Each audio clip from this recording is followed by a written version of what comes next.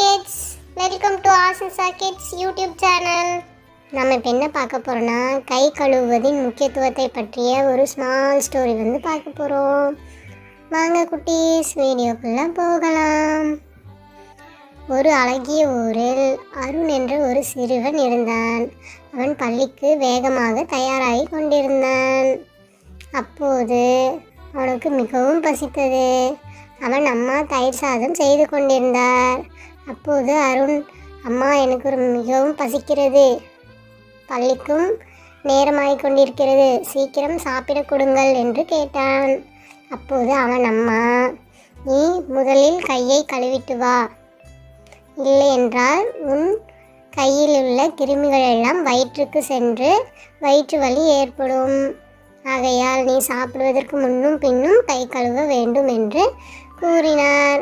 சரி, ஓகேம்மா, நான் கழிவறைக்கு சென்று சோப்பு போட்டு நன்றாக கைகளை கழுவிவிட்டு பின்னர் சாப்பிட்டு விட்டு பள்ளிக்கு செல்கிறேன் என்று கூறினார். அன்று பள்ளியில் ஒரு நிகழ்ச்சி நடந்தது.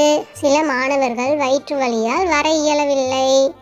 அருணின் தோழன் விஜய், உனக்கு எதுவும் இல்லையே, நாம் இருவரும் ஒரே இடத்தில் சாப்பிடுவோமே என்று கேட்டார். அருண், ஆமாம், ஆனால் நான் சாப்பிட்றதுக்கு முன்னாடி கையை கழுவுவேன்.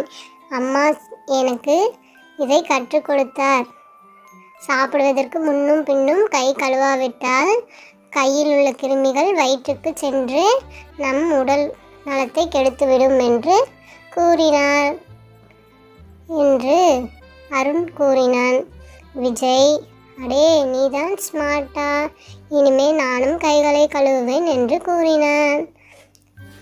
நாம் இருவரும் சேர்ந்து நம் நண்பர்களுக்கும் கை கழுவுவதின் முக்கியத்துவத்தை கற்றுக் கொடுப்போம் என்று கூறி ஒரு விளம்பர பலகையை வரைந்து வகுப்பறையில் ஒட்டி வைத்தனர்.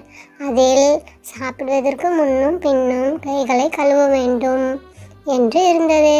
இப்படி செய்தால் கிருமிகளிடமிருந்து நம்மை பாதுகாத்து கொள்ளலாம் என்று எழுதப்பட்டிருந்தது. அன்றிலிருந்து அனைவரும் கைகளை சாப்பிடுவதற்கு முன்னும் பின்னும் கைகளை நன்றாக கழுவ ஆரம்பித்தனர். இந்த கதையிலிருந்து நாம் என்ன தெரிஞ்சுக்கிறோம்?